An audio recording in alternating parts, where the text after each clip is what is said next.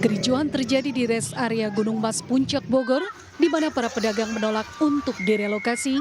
Akibatnya para pedagang melampiaskan kemarahannya dengan petugas gabungan polisi, TNI, dan Satpol PP hingga terlibat aksi saling dorong. Para pedagang yang kecewa dengan upaya penertiban yang dilakukan oleh pemerintah Kabupaten Bogor, mereka melampiaskan kemarahannya dengan cara membakar bangunan lapak dagangannya, bahkan ada yang melemparkan barang dagangannya. Isak tangis pun pecah setelah Satpol PP menggunakan alat berat meratakan bangunan semi permanen milik pedagang kawasan Puncak. Sementara itu PJ Bupati Bogor mengaku bahwa penertiban ini dilakukan berdasarkan perda yang sudah dicanangkan sejak tahun 2015 lalu bahwa sepanjang jalur Puncak dilarang mendirikan bangunan tanpa izin. Dari Bogor, Jawa Barat, Wildan Hidayat, iNews melaporkan. Di Polres, Pak. Berupaya lari dari kejaran tim Raja Wali Satres Narkoba Polresta Padang, Oki, seorang pengedar narkoba ini nekat melepas celananya. Ia ditangkap saat sedang bertransaksi narkoba dengan seorang anggota polisi yang menyamar sebagai pembeli di daerah Lolongkaran, Kota Padang. Petugas mendapati 4 paket kecil narkoba jenis sabu-sabu yang disembunyikan di dalam kantong celana yang dilepas pelaku. Bersama barang bukti, pelaku yang merupakan residivis dan telah menjadi target operasi selanjutnya digelandang ke Polresta Padang guna menjalani pemeriksaan. Pada saat dilakukan transaksi, petugas mengamankan satu orang laki-laki dewasa, yaitu tersangka. Tetapi pada saat diamankan, tersangka berusaha untuk kabur atau berusaha untuk melarikan diri dari petugas. Tapi alhamdulillah dengan kejelian petugas di lapangan, tim kembali berhasil mengamankan pelaku dengan barang bukti 4 paket narkotika jenis sabu. Pelaku telah ditetapkan sebagai tersangka dan terancam hukuman 15 tahun penjara. Dari Padang, Sumatera Barat, Budi Sunandar, iNews melaporkan. Pemirsa, sebuah kapal motor yang membawa 15 penumpang terombang-ambing setelah mengalami mati mesin di perairan Mamuju, Sulawesi Barat. Evakuasi yang dilakukan tim Basarnas Mamuju berlangsung dramatis hingga akhirnya seluruh penumpang berhasil diselamatkan.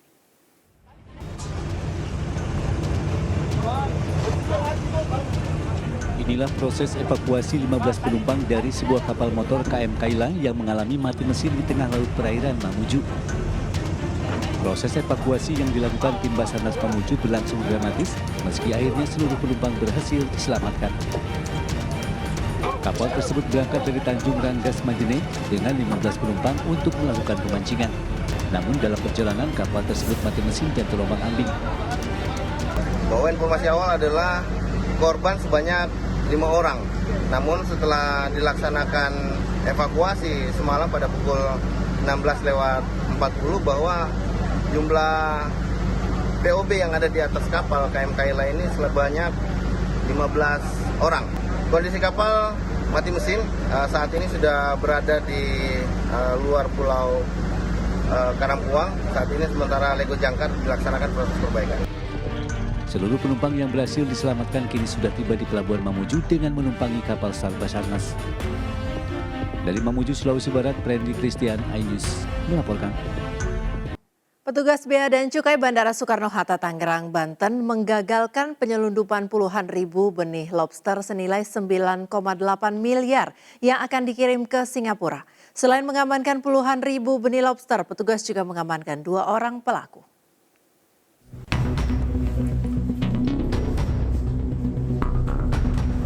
Suci Selviani dan Rahma Fitri, 2 wanita yang merupakan penumpang pesawat salah satu maskapai, diamankan petugas Bea dan Cukai Bandara Soekarno-Hatta, Tangerang, Banten setelah diketahui akan menyelundupkan puluhan ribu benih lobster ke Singapura. Untuk melabuhi petugas, kedua pelaku menyembunyikan 78.750 ekor benih lobster jenis pasir senilai 9,8 miliar rupiah ke dalam 70 kantong plastik yang sudah dimodifikasi dan dibawa menggunakan koper. Dari pengakuan pelaku yang masing-masing berprofesi sebagai SPG dan ibu rumah tangga, mereka sudah 3 kali menyelundupkan benih lobster tersebut dengan imbalan 3 juta rupiah. Upaya penyelundupan ekspor benih lobster yang dilakukan oleh 2 penumpang dengan tujuan ke Singapura. Awalnya bahwa kami dari Bea Cukai menerima informasi akan adanya pembawaan benih-benih lobster ini ke luar negeri untuk diselundupkan ke Singapura. Untuk menjaga ekosistem laut dalam perkembangbiakan, seluruh benih lobster dilepas liarkan di Pantai Carita, Pandeglang, Banten. Sementara guna mempertanggungjawabkan perbuatannya, kedua pelaku dijerat dengan Undang-Undang tentang Kepabeanan dengan ancaman hukuman pidana selama 10 tahun penjara dan denda maksimal 5 miliar rupiah. Dari Tangerang, Banten, Hasnugraha, iNews melaporkan. Musisi Virgon Putra Tambunan mengajukan asesmen untuk mendapatkan rehabilitasi setelah ditetapkan sebagai tersangka dalam kasus narkotika. Begitu pula rekan wanita Virgon yang turut diamankan polisi saat penangkapan juga mengajukan asesmen.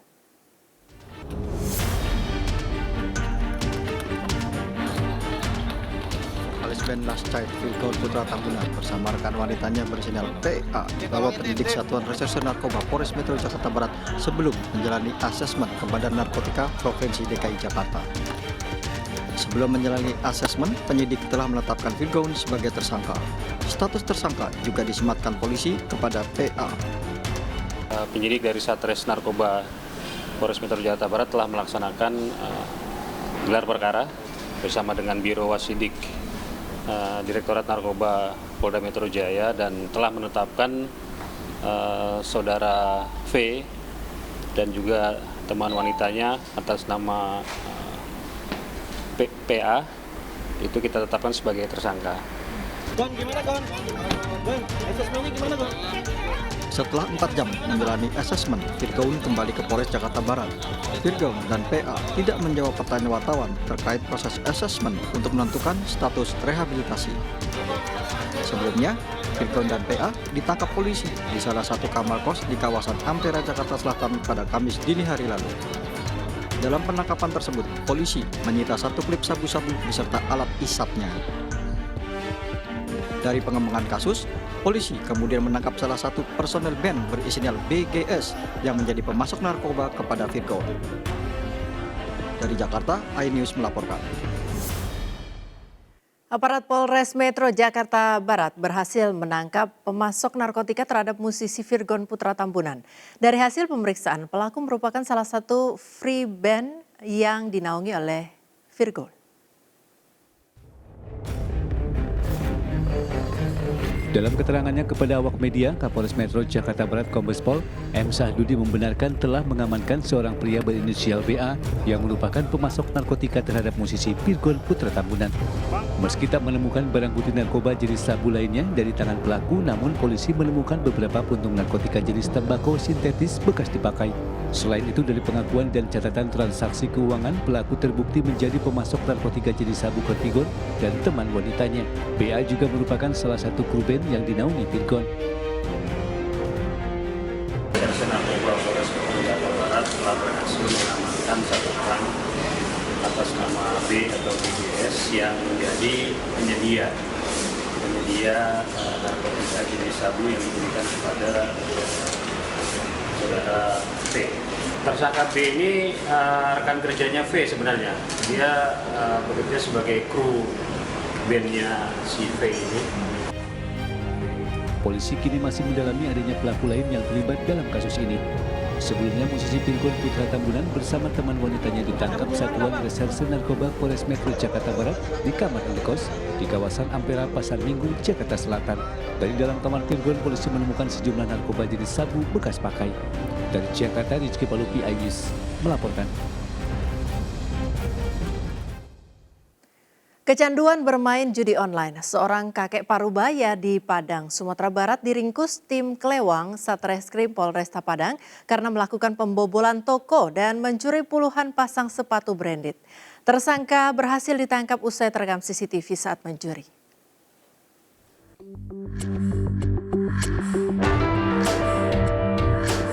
Berdasarkan hasil rekaman CCTV, tim kelewang dari Satreskrim Polresta Padang berhasil meringkus pelaku pembobolan dan pencurian puluhan pasang sepatu branded di kawasan Jalan Pemuda Padang Barat, Kota Padang. Kakek paruh baya bernama Ucok ini harus kembali diamankan polisi usai keluar dari lembaga pemasyarakatan karena kasus pencurian.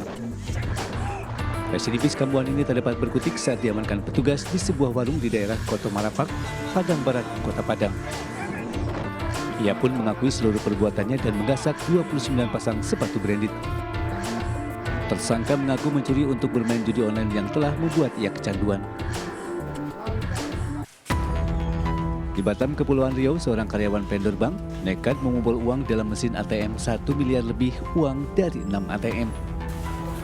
Aksi pencurian uang dari mesin ATM itu dilakukan Taufik sejak tahun 2022 dan baru diketahui pertengahan Juni 2024 ini. Kasat Reskrim Polresta Balerang Kompol Ramadanto menyatakan pelaku yang bertugas di bagian investigasi tersebut mencuri kunci cadangan mesin ATM dari perusahaan pada 2022 silam. Di luar jam kerja, pelaku mengambil uang dari kaset penyimpanan uang ATM. Agar aksinya tidak terbongkar, pelaku yang mengetahui jadwal pengecekan dan pengisian ATM mengakalinya dengan menutupi dengan uang dari mesin ATM Bank Mandiri lain yang diambilnya.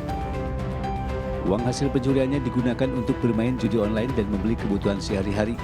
Bahkan pelaku juga membeli 1 unit mobil dan beberapa buah telepon genggam terbaru. Pelaku Taufik dijerat pasal penggelapan dalam jabatan dan terancam hukuman di atas 6 tahun penjara. Tim Liputan iNews melaporkan. Untuk mencegah maraknya permainan judi online di institusi kepolisian, Polsek Pondok Aren menggelar razia kepada para personilnya.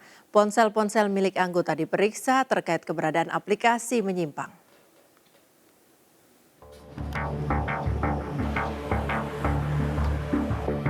Usai menggelar apel pagi, Kapolsek Pondok Aren langsung menggelar razia ponsel milik personilnya. Razia ini dilakukan guna mencegah permainan judi online di institusi kepolisian. Selain itu, ponsel-ponsel milik anggota juga diperiksa terkait keberadaan aplikasi menyimpang lainnya.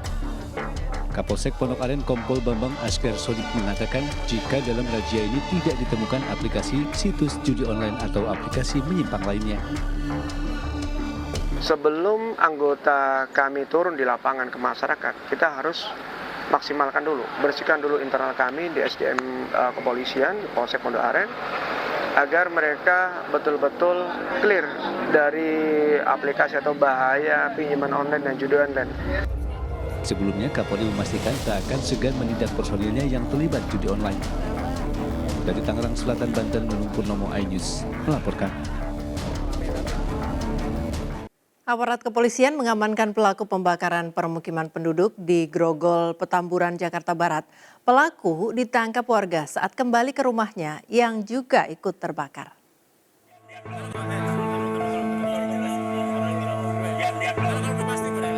AB, pelaku pembakaran permukiman warga di Jalan Semeru, Grogol, Petamburan, Jakarta Barat ditangkap warga saat kembali ke rumahnya yang ikut terbakar pada Rabu 19 Juni 2024 lalu. Sejumlah warga yang mengetahui kedatangan pelaku ke rumahnya sempat geram hingga nyaris memukuli saat melihatnya. Beruntung kemarahan warga bisa diredam pengurus lingkungan yang langsung mengamankan pelaku dan selanjutnya menyerahkan ke kepolisian. Ada si blok kelihatan katanya, saya diem aja, tiba-tiba dia datang di sana duduk. Ada yang bilang, "Perwe, itu si blok." Wah, langsung saya emosi datang sambil. Sebab sini terus saya lapor ke Palura langsung ke Polsek, langsung diamankan ke Kapolsek. Penangkapan pelaku pembakaran ini dibenarkan Kapolres Metro Jakarta Barat Kombes Pol M. Sahabudi yang menyebut pelaku sudah ditangkap dan masih menjalani pemeriksaan di Mapolsek Grogol, Petamburan.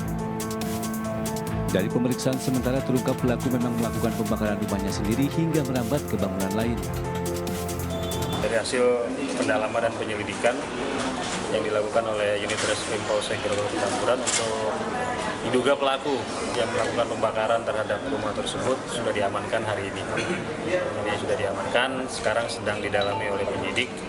Nanti untuk detail informasinya silakan dikonfirmasi ke Kapolsek Grogol Petamburan.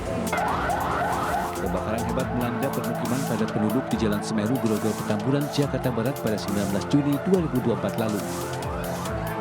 Dalam peristiwa ini sedikitnya 9 rumah hangus terbakar dengan 60 kepala keluarga kehilangan tempat tinggal. Dari Jakarta, Rizky Palupi, iNews melaporkan. Puluhan emak-emak menggelar aksi unjuk rasa di depan kantor DPRD Provinsi Jawa Barat. Unjuk rasa dilakukan karena mereka menilai penerimaan peserta didik baru atau PPDB di Jawa Barat tahun ini dipenuhi dengan kecurangan.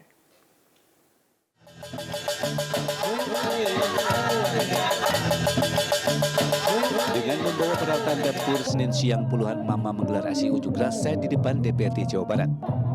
Dalam aksinya, para pengunjuk rasa ini meminta DPRD Jawa Barat menyampaikan aspirasi mereka kepada pemerintah daerah perihal kecurangan dalam pelaksanaan PPDB. Para pengunjuk rasa yang sebagian besar orang tua siswa menilai jika saat ini kuota afirmasi disalahgunakan oleh Dinas Pendidikan Provinsi Jawa Barat untuk memasukkan siswa yang tidak masuk jalur prestasi. Hal ini membuat orang tua siswa yang tidak mampu kehabisan kuota afirmasi yang menyebabkan anak-anak mereka tidak lolos sekolah negeri. Pengunjuk rasa menilai penerimaan peserta didik baru PPDB di Jawa Barat tahun ini sangat kacau, di mana banyak orang tua siswa tidak mampu, tidak bisa menyekolahkan anaknya dengan jalur KETM. Dinas Pendidikan segera melakukan perbaikan sistem, jangan terus setiap tahun seperti ini, dan untuk PPDB yang akan datang jangan pernah mengurangi jalur afirmasi yang memang itu merupakan haknya para siswa yang dari kategori kurang mampu. Setelah menggelar aksi, Wakil Ketua Komisi 5 DPRD Jawa Barat menemui para pengunjuk rasa dan mendengar mereka. Dari Bandung, Jawa Barat, Erpan David, iNews melaporkan. Pihak SMA Negeri 8 Medan tetap dengan keputusan tidak menaikkan kelas seorang siswa dengan alasan absensi. Pihak sekolah juga membantah ada sentimen pribadi karena adanya laporan dugaan korupsi dan pungli yang dilaporkan orang tua siswa ke Polda Sumatera Utara. Jadi Pak tinggal kelas? Anak saya tinggal kelasnya karena absen katanya. Ini peraturan pemerintah, bukan sekolah swasta ini. Pihak SMA 8 Negeri Medan membantah adanya sentimen pribadi antara orang tua siswa dan kepala sekolah terkait tidak naik kelasnya siswa bernama Mauliza Sari Febrianti. Pihak sekolah menjelaskan siswa tersebut tidak naik lantaran absensi ketidakhadiran yang mencapai lebih dari 10%. Pihak sekolah juga menyayangkan orang tua siswa yang melibatkan si anak dalam perkara dugaan korupsi dan pungli yang dilaporkan orang tua siswa tersebut ke Polda Sumatera Utara. Sementara meski pihak Dinas Pendidikan Provinsi Sumatera Utara telah meminta meninjau keputusan tidak naik kelas, Kepala SMA Negeri 8 tetap bersikeras dengan keputusan dan tidak menaikkan kelas siswa tersebut. Jangan dihubungkan dengan saya dilaporkannya itu dengan anak tinggal kelas. Tidak. Tapi saya sangat menyayangkan kenapa sampai dilibatkan anak ini. Berarti murni karena absen ya, Bu? Iya, murni. Sebelumnya Coki Indra mempertanyakan keputusan sekolah yang membuat putrinya Mauliza Sari Febrianti kelas 11 IPA SMA Negeri 8 Kota Medan tidak naik kelas. Coki menilai alasan pihak sekolah tidak masuk akal terkait absensi putrinya. Ia tak terima keputusan tidak naik kelas karena putrinya merupakan siswi berprestasi dengan nilai yang baik. Pertama saya nggak mau melalui jalur hukum, Pak. Saya ambil instansi terkait, dinas, seluruhnya ke gubernuran, saya laporkan. Tapi tindakan tadi itu nggak ada. Ya jadi karena ada melanggar hukum, saya laporkan ke hukum, ke Polda. Dugaan korupsi dan pungutan liar. berapa itu, Bang? Kalau sekitar 1,8 miliar. Menanggapi masalah ini, Kabid SMA Dinas Pendidikan Provinsi Sumatera Utara mengkonfirmasi pihak sekolah dan meminta meninjau ulang siswa yang tinggal kelas tersebut. Memang banyak teman-teman wartawan yang menyampaikan itu kan Bang 75%. Di aturan sebelumnya memang benar, tetapi di Permendikbud 23 ya tentang kurikulum 2013 itu diserahkan penentuan kriteria itu ke sekolah. Coki menduga ada sentimen pribadi kepala sekolah terhadap anaknya karena laporan korupsi dan pungli yang ia layangkan ke Polda Sumatera Utara. Dari Medan, Sumatera Utara, Adi Palapa Harahap, iNews melaporkan. Seorang pekerja di DPU Bina Marga dan Sumber Daya Air Jember menyelam menggunakan plastik kresek di kepala untuk membersihkan gorong-gorong yang dipenuhi sampah. Selain tidak sesuai standar operasional, aksi ini jelas sangat membahayakan.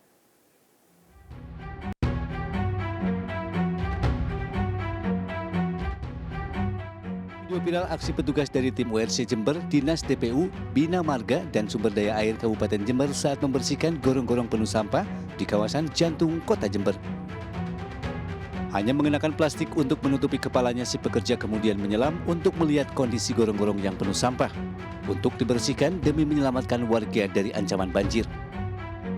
Tak ayal, video ini pun menuai banyak respon negatif. Apalagi petugas tersebut juga tak menggunakan peralatan keselamatan. Teguran keras pun dilayangkan Bupati Jember Hendy Siswanto ke pihak DPU Bina Marga dan Sumber Daya Air Kabupaten Jember. Menurut Hendy, aksi seperti itu tentu tidak diperkenankan, meski dengan alasan cepat dan praktis. Apalagi aksi ini menyangkut keselamatan kerja. Oh iya, itu kesalahan teman-teman mengambil saya udah tegur teman-teman dari Bina Marga. Ya, tegur tuh nggak boleh seperti itu. Mereka ingin cepat aja, nggak praktis aja. Padahal alat-alat untuk pengamanan safety itu di situ itu ada semua. Kita kan punya, dari BPD punya, semua punya itu untuk masuk ke dalam menyelam pun juga kita punya. Ada semua itu dibawa, cuman teman kadang-kadang ini kelalaian. DPU Bina Marga serta instansi terkait sebenarnya memiliki alat dan perangkat keamanan pekerja untuk membersihkan gorong-gorong. Sayangnya dengan berbagai alasan termasuk alasan cepat dan praktis, semua alat tersebut malah jarang digunakan petugas di lapangan. Dari Jember, Jawa Timur, Bambang Sugiarto, iNews melaporkan. Pelebaran sungai untuk pengendali banjir di Kota Medan mengakibatkan jalan di depan rumah warga roboh dan longsor. Akibatnya, jalan yang biasa dilalui kini tidak bisa dilewati lagi.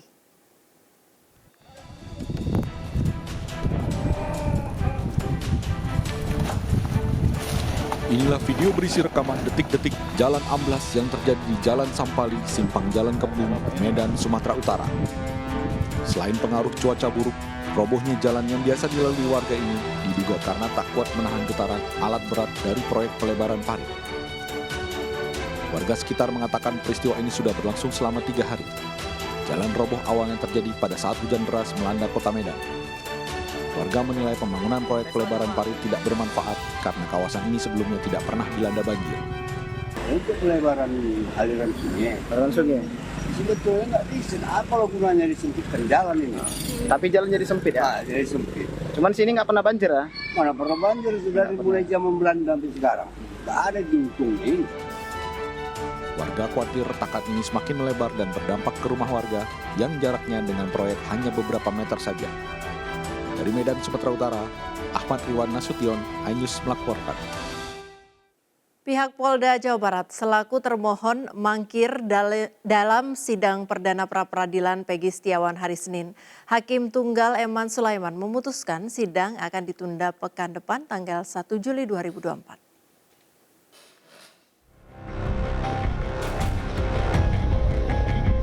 Sidang pra-peradilan Peggy Setiawan ditunda lantaran pihak dari Polda Jabar tidak hadir dalam persidangan.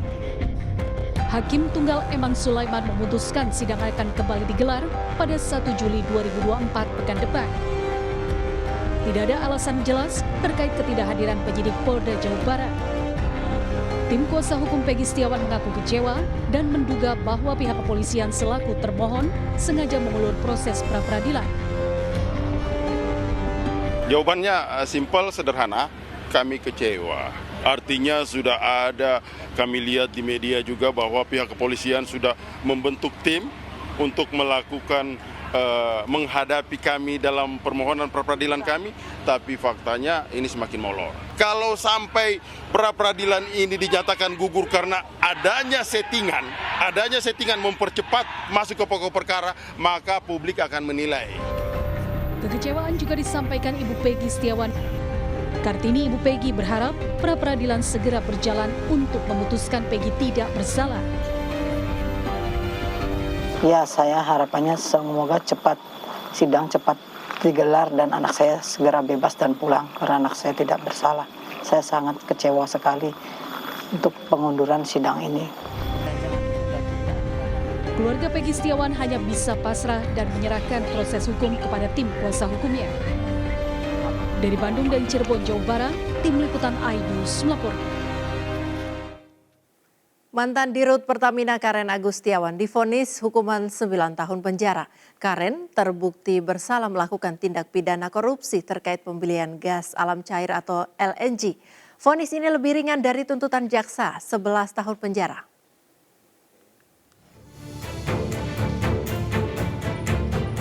Mantan Dirut Pertamina periode 2009-2014 Karen Agustiawan divonis 9 tahun penjara dan denda Rp500 juta dalam perkara korupsi pembelian gas alam cair periode 2011-2021.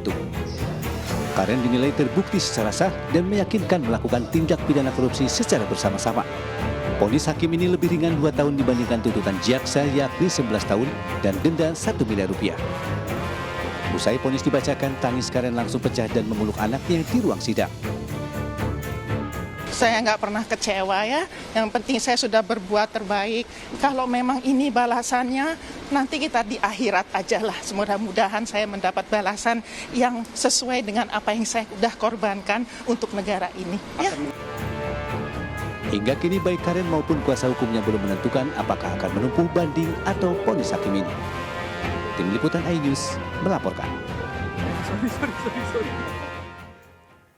Sidang lanjutan mantan Menteri Pertanian Syahrul Yassin Limpo kembali digelar Senin siang. Dalam sidang kali ini, SJL memberikan keterangan sebagai saksi mahkota.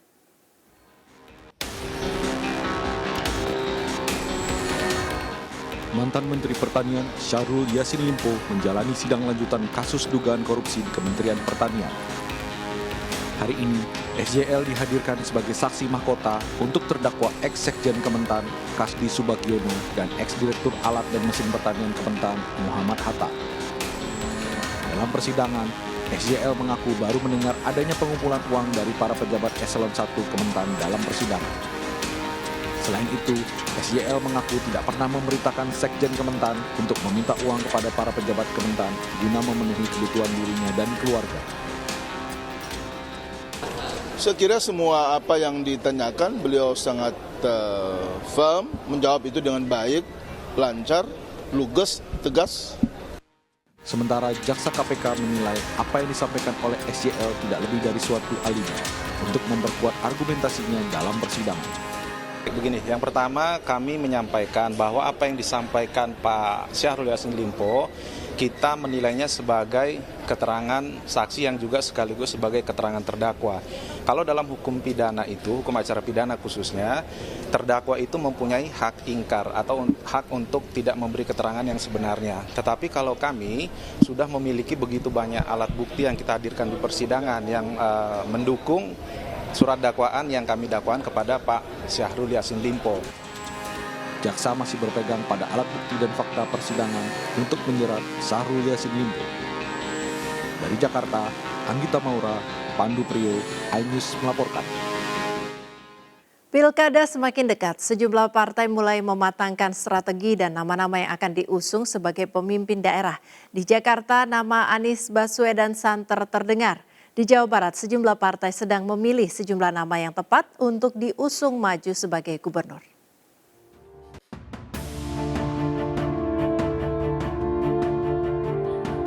Sebagai partai pemenang dalam pemilu legislatif 2024 Provinsi DKI Jakarta, PKS memutuskan akan memperjuangkan kader terbaiknya untuk maju di Pilkada Jakarta.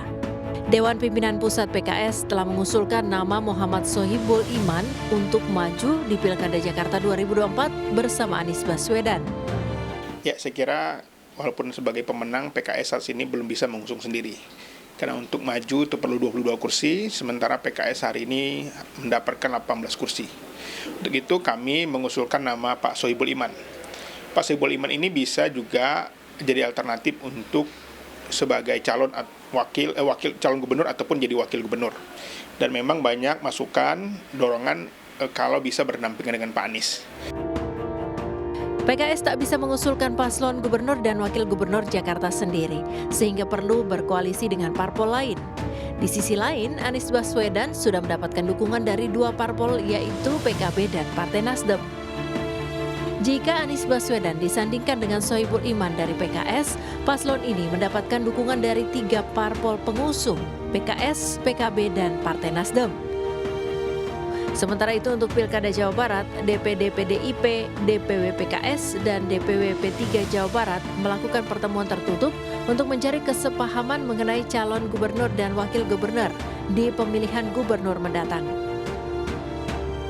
Dalam pertemuan tersebut, sejumlah nama seperti Susi Pujiastuti, Sandiaga Uno, dan B. Mahmudin muncul. Ketiga nama tersebut akan disiapkan untuk melawan Ridwan Kamil dan Deddy Mulyadi yang dikabarkan maju di kontestasi Pilgub Jawa Barat 2024. Tapi kami juga membuka radar politik kami kan jalan. Ada figur-figur yang sudah berkontribusi untuk bangsa dan negara, termasuk untuk Jawa Barat juga yang mungkin layak kami pertimbangkan. Di sisi lain, relawan dari Forum Bandung Raya menggelar deklarasi dukungan bagi Ketua DPRD Jawa Barat Taufik Hidayat untuk maju di kontestasi Pilgub Jawa Barat. Para relawan ini melihat sosok Taufik Hidayat cocok untuk memimpin Jawa Barat dengan ketegasannya. Dari Jakarta dan Bandung, Jawa Barat, Tim Liputan iNews melaporkan. Pemerintahan Presiden Joko Widodo dan pemerintahan Presiden terpilih Prabowo Subianto telah menyepakati anggaran untuk program makan bergizi gratis mencapai 71 triliun rupiah untuk tahun 2025 mendatang. Program ini masuk dalam anggaran RAPBN.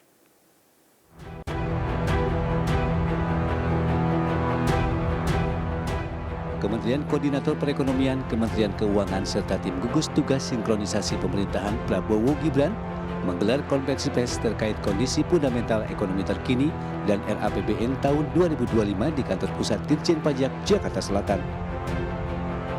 Salah satu poin yang dibahas yakni anggaran program Prabowo Gibran yakni makan bergizi gratis. Menurut Menteri Koordinator Perekonomian Airlangga Hartarto, pemerintahan Presiden Jokowi dan pemerintahan Presiden terpilih Prabowo Subianto telah menyepakati anggaran untuk program makan bergizi gratis mencapai 71 triliun rupiah untuk tahun 2025 mendatang. Program bergizi gratis yang sudah dialokasikan di dalam anggaran RAPBN 2025 sebesar 71 triliun. Presiden terpilih Bapak Prabowo telah menyampaikan bahwa beliau menyetujui bahwa pelaksanaan program makanan bergizi gratis MBG dilaksanakan secara bertahap. Dan untuk tahun pertama pemerintahan beliau, tahun 2025 telah disepakati alokasi sekitar 71 triliun di dalam RAPBN 2025. Program makan bergizi gratis rencananya akan dilaksanakan secara bertahap. Tahun pertama realisasinya tahun 2025. Dari Jakarta, Irfan Hadiansah, Tri Yulianti, iNews melaporkan.